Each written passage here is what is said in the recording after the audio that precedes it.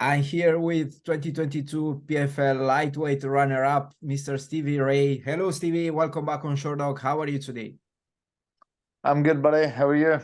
I'm fine. Thanks for asking. How are things in Scotland at the moment? Yeah, good. The usual. The weather's shit. But yeah, all good. Training away for the next assignment.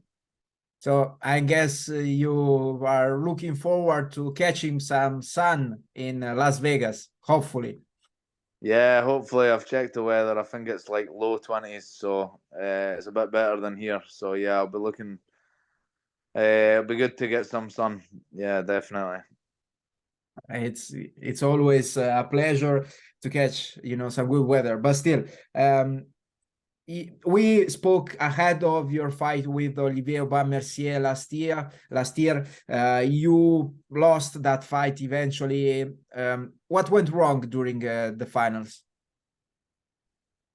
So I mean, the first round, obviously I ate a lot of leg kicks. That was playing up.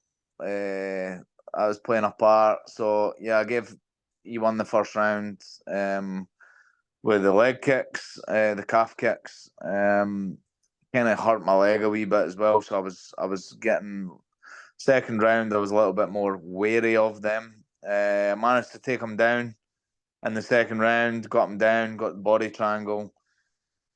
You know what? I made a mistake of say it's a mistake, but it's hard to always, know what the right decision at the time was. You can always say I should have done this, should have done that. But I had the body triangle and I was kind of rather than hunting the choke, or like my wee twister, but rather than hunting a submission and staying on my back and winning the round, I tried to get on top of him. I tried to mount him. So like as in rear mount, to flatten him out, to punch him. And when I've done that, I've allowed him to come to his knees, turtle, and then get back to his feet. If I didn't do that, the fight wouldn't have been on the feet. The round would have ended with me being on his back. And obviously, you just never know what would have happened in the third round. So yeah, a little mistake there maybe. And then obviously, yeah, I just got caught by a punch, so maybe I never had my hands high enough. I'm sure I remember at the time I thought when he initially like flinched, I thought he was going to try and double leg me or take me down or maybe. So I've brought my hand out a little bit and he just caught me by a punch. I didn't expect it. I'm not going to say lucky punch, but because I know it's is what it is, but I do think it's the best punch he'll ever throw in his life. And that was at the right moment. So yeah, Olivier, he's a good guy. Congrats to him on the win. And yeah, that's it. Just moving forward. Fucking get knocked down, get back up again. So no bad feelings for Mercier after the fight. No, that's it. I mean, fucking at the end of the day, one of us had to win. It was unfortunate, obviously, the other guy, one guy gets all the money, the other guy doesn't. But as what it is. He had his day, and congratulations to him. And yeah, we go again. That's it. So you had to postpone your plans to upgrade your gym. I recall that we spoke last year and you told me that you planned, to upgrade some gym in Scotland where you are currently training. Yeah, it would have been good to upgrade my gym, so the one that I coach at. But it wasn't meant to be. Olivier, if he wants to give me a sub, if he wants to lend me some of the money, or give me, I could maybe get an upgrade. Nah, I'm just kidding. But yeah, that's it. Just is what it is. Wasn't my time, and we go again. Second chance. Maybe 2023 is going to be your year. What's the motivation ahead of the upcoming regular season? Yeah, just one fight at a time. Obviously, I made it to the finals, and then everything was on the. It was a tough season. I kind of was just looking forward to getting it over and done with. By the time I got to the final, I was so fed up of being on fight camp all the time. To be honest, I just wanted it over. Obviously, I still tried to win, but I was kind of glad when the fight was over that I was just like, you know what, I could enjoy myself. But yeah, just back to it. Like I said, you get knocked down, you get back up again. I always bounce back strong after a loss. Fix the mistakes, sharpen the tools. And yeah, pretty much training away for my next assignment, which is Nathan Schulte.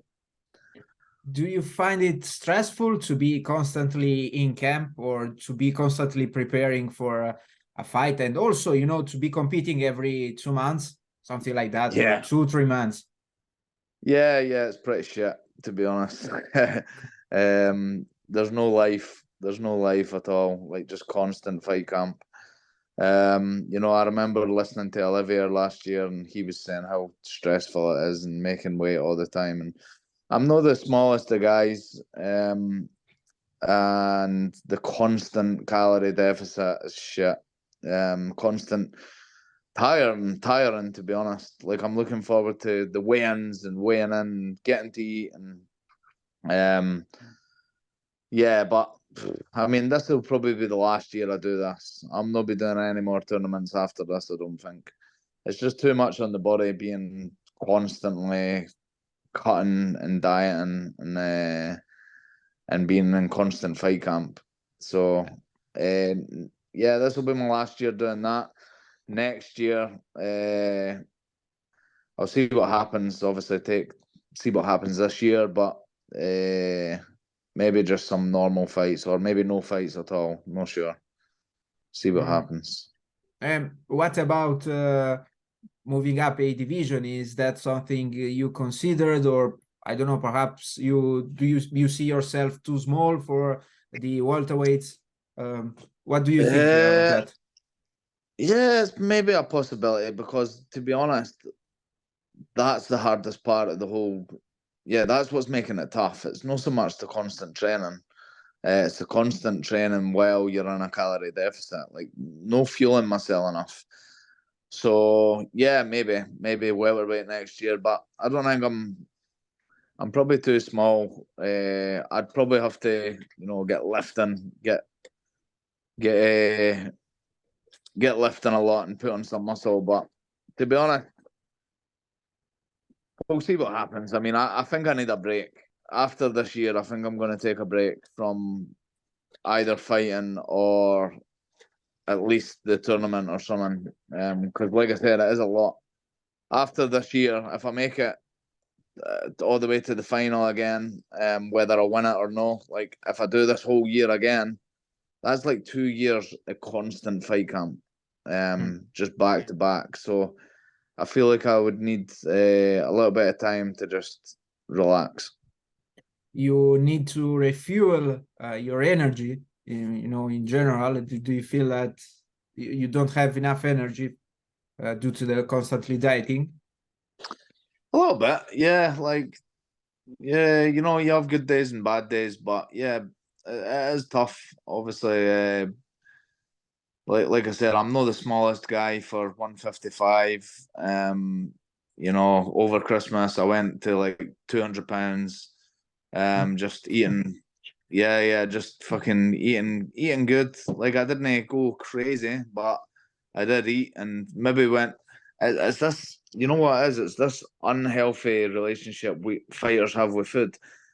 I've done it in the past as well. As when you have to diet so extreme for so many weeks, and then you get to eat what you want, it's hard to you want to go crazy. It's like why Paddy Pimlet goes huge as well. Like, especially when you're a person that loves food. Like, I love pizza, I love burgers, I love chocolate and ice cream and all that. That I'm not allowed, and I've not had any this year. So it's hard not to go crazy when we're allowed to.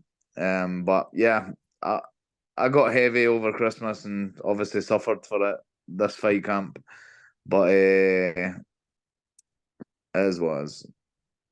Yeah, I understand that. Yeah, I hear from different fighters that sometimes weigh-ins and the fight with weight is you know, even more challenging than the fight itself, and it shouldn't be that way.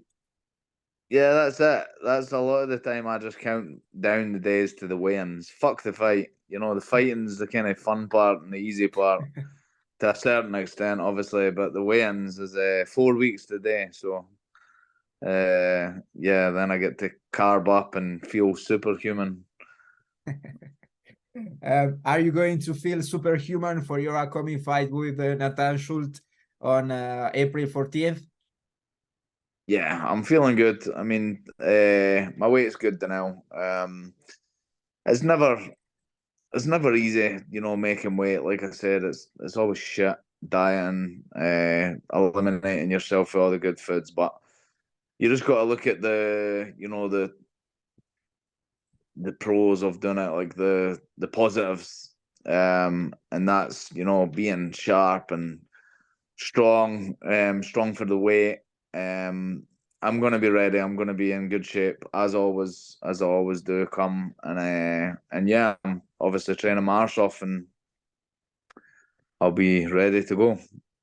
I spoke with Schulte previously, and he complimented you for that that twister submission on Anthony Pettis that you delivered last year. So I would like to hear from you. What do you think about Schulte's Brazilian Jiu-Jitsu? Yeah, his grappling looks good. He looks strong. More of a judo guy. More of a kind of he's more strength based, I would say. So yeah, I think he's just like a black belt in BJJ as well. But a lot of his game is based around this like strong kind of judoka style, if you like. Like a lot of his submission wins are chokes. Um, head and arm choke, rear naked choke. He's got good trips. On the feet. And yeah, most judokas obviously like being on top. He doesn't look too much of a guard player or anything like that. So yeah, I mean I've seen enough footage. I could see, I've trained with a lot of judokas as well. Like I know what their styles are. Um, yeah, he's a challenge. He's pretty much like any other fighter in the PFL. They've got their strengths, they've got their weaknesses. I know what he's going to be coming to bring, and I believe in my skills to beat him on the ground or on the feet. Do you expect anything crazy coming from him in that fight? I wouldn't say anything crazy. I'm probably expecting him to just try and walk forward, pressure. Looking at some of the last fights, he likes to just absorb shots.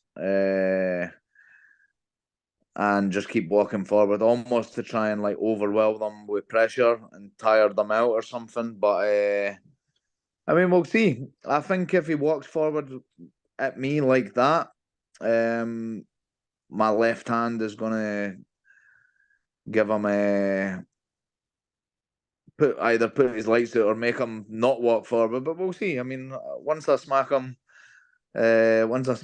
with some of my shots, if he's still walking forward, then cool. We've got a plan. Well, if he is the Terminator and I've hit him with everything I've got, I'm not going to blow myself out and tire myself out trying to take him out. I'll just pick him apart, hit and move, maybe do what Olivier did. Like when Olivier fought him, he just hit and moved. So yeah, Schulte had the constant pressure, but he was getting beat. It's not always the best game plan to just walk forward.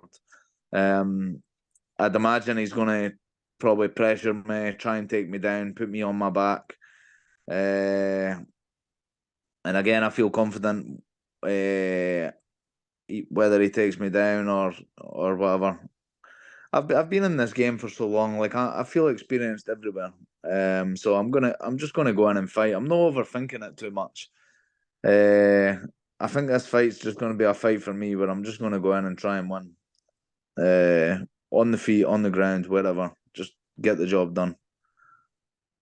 You heard it from Braveheart himself, April 14th, Stevie Ray, Nathan Schulte. Stevie, best of luck with your upcoming fight. Hopefully, I will hear again from you in the future.